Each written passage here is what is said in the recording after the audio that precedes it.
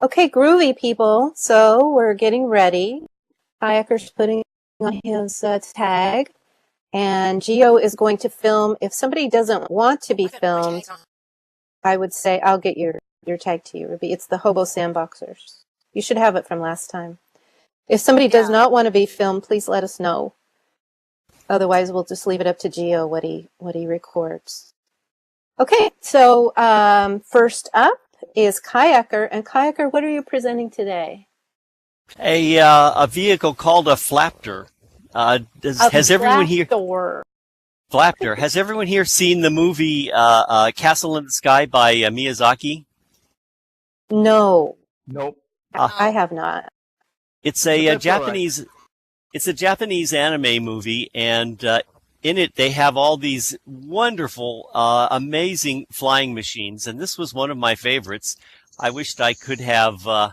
I could fly one of these things, and so in OpenSim I can fly one. Hooray! And in the movie, these things, this one is a work in progress because it doesn't have textures on it yet. It's supposed to have rivets and oil leaks and diamond plate on the platform.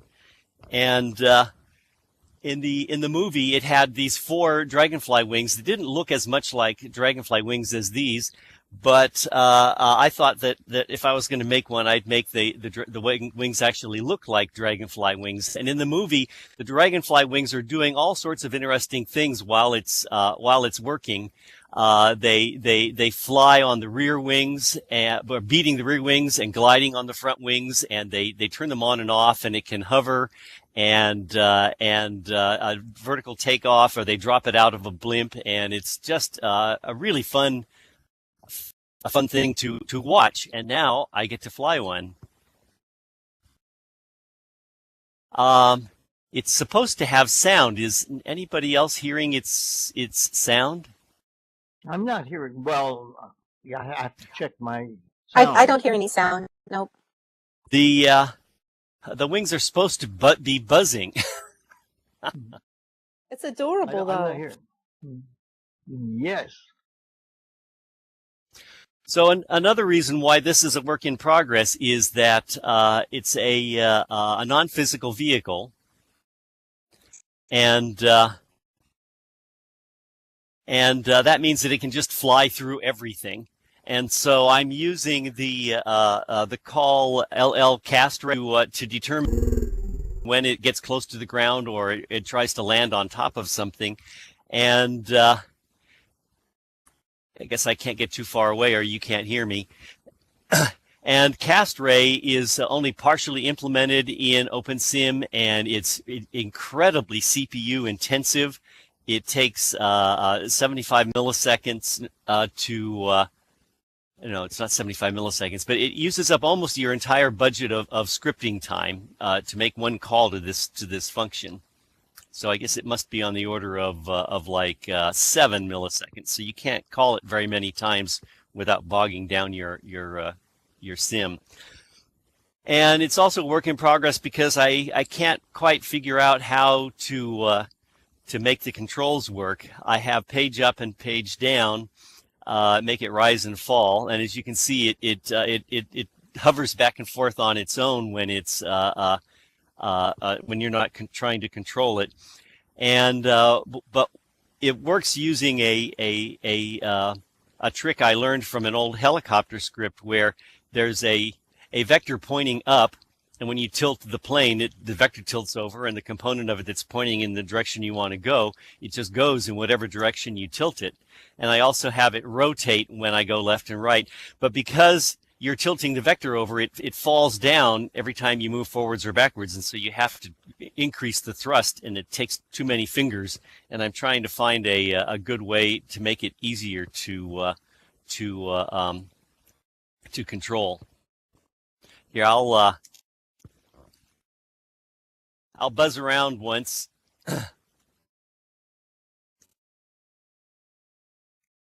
Like that. Kayaker, I have a question. Yeah. You said it was non-physical, but it's using sim resources. I missed something, I guess. Um, Well, any script that calls certain functions, like LL sleep is one of them, is a terrible function in OpenSim. It's implemented in a very bad way, and so any script, Oh, be it a vehicle or not, if it uses cast ray or sleep, those two functions use up a huge amount of sim resources.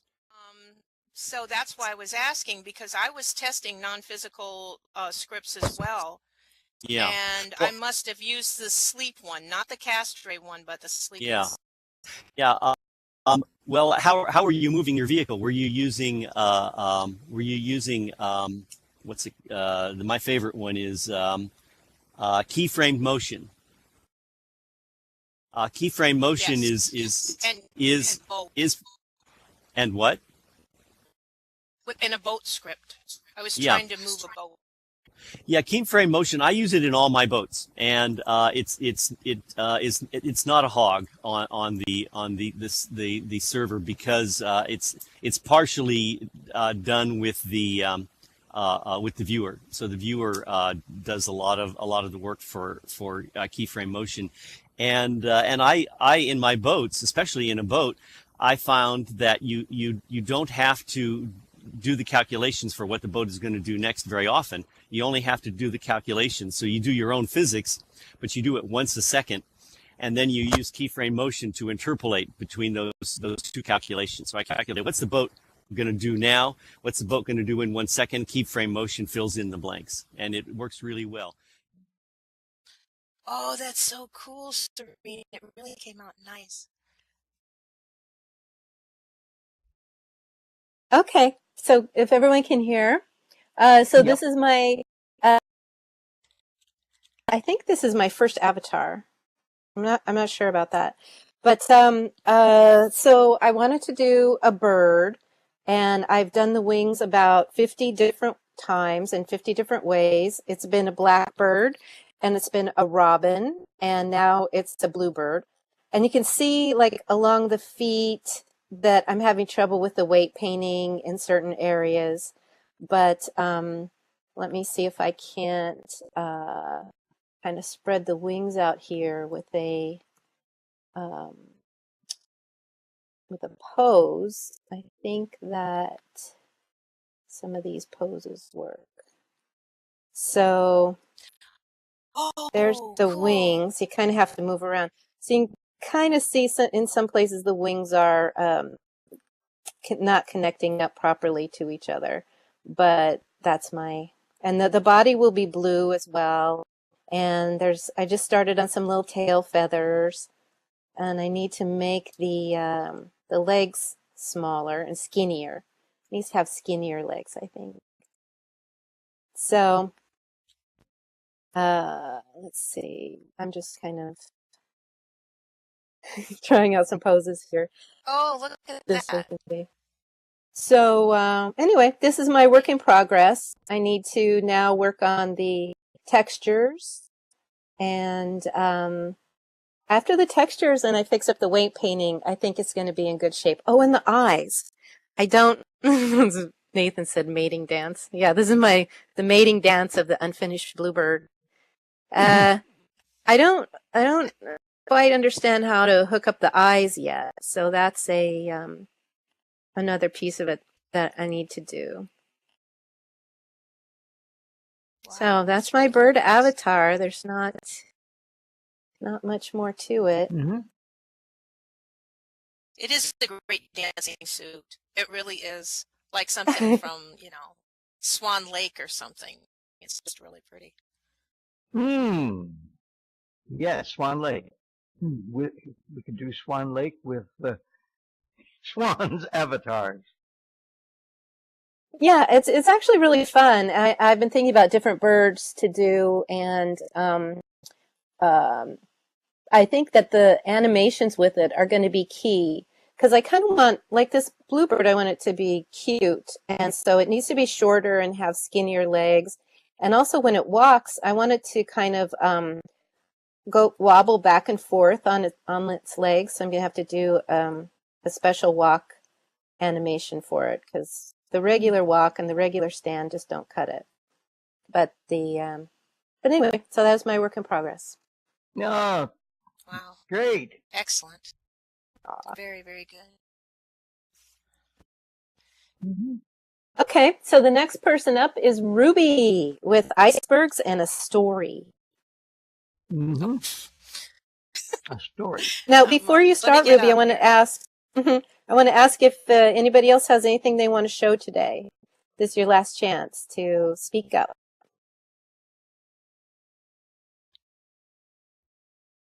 Anyone? Anyone? Okay, Ruby, I think you're going to be last then. She's back.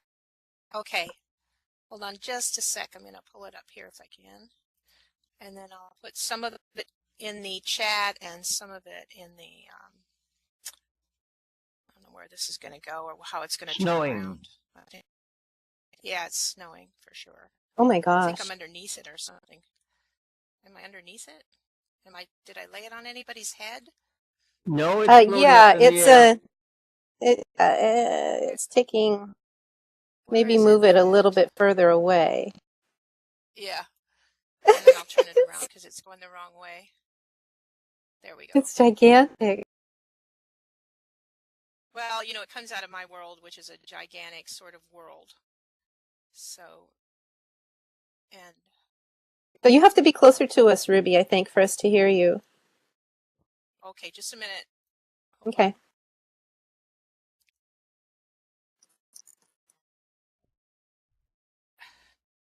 Oops. I can't get over there.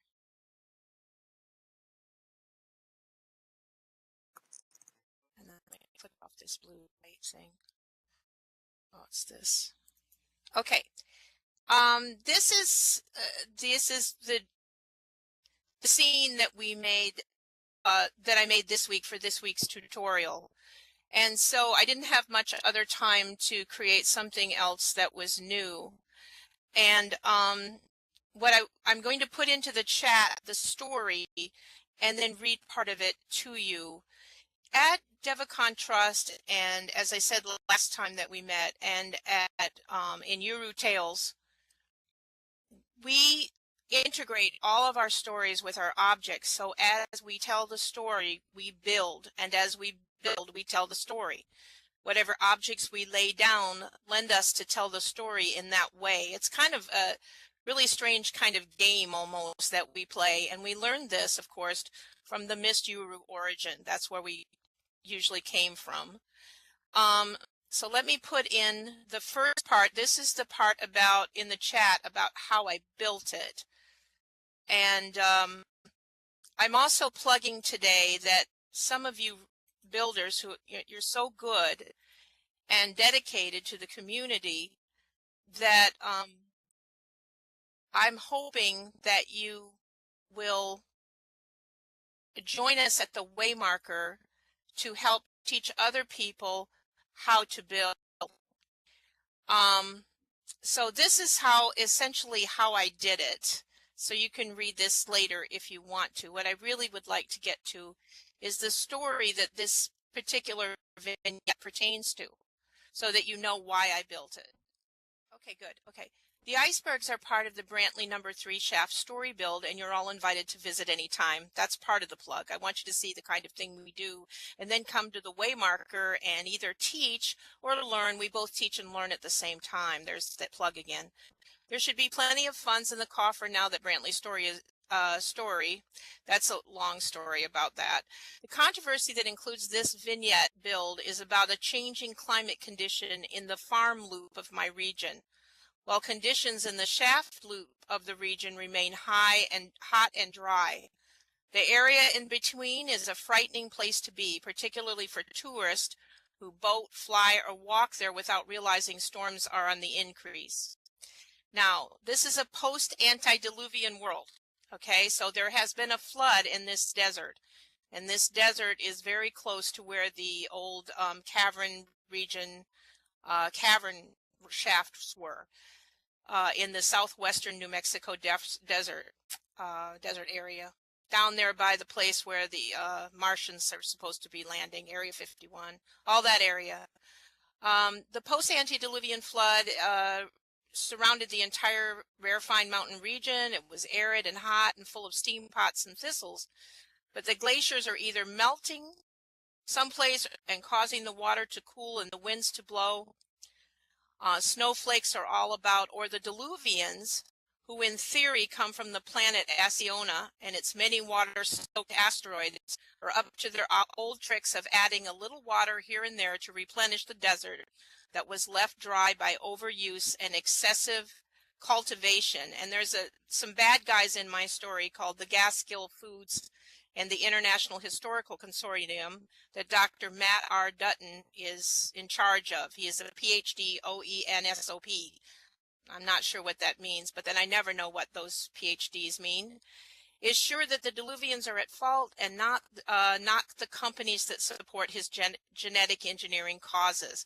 So he is definitely a bad guy, and all of Brantley is owned essentially by a bad guy. I see Galen say harumph or whatever that is. I don't know what that means.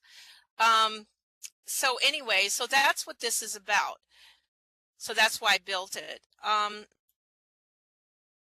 want to put this last part in here. This is the rest of my plug.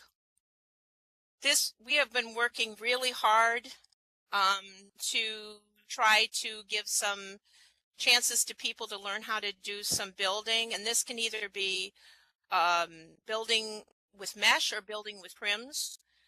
All of you are very good builders. Most of you have been here quite a while. And so if you would like to come over to the Waymarker, we have now got a Google Plus place, and you can sign up to be involved with it. And then someday when you feel like you have one of these builds that you're bringing here to show that you might want to share how you built it, we would appreciate it. So if you can come on by. Anyway, so that's what we're doing today. That's why I'm here. So anyway, this build is some trees I built, some snow trees. The mountains are hand painted.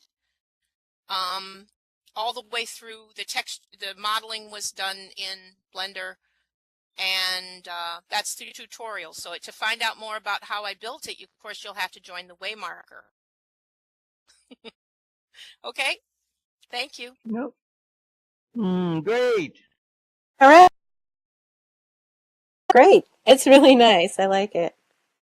Sunbeam was saying in the other chat that she really likes the blue in the icebergs. I agree. I think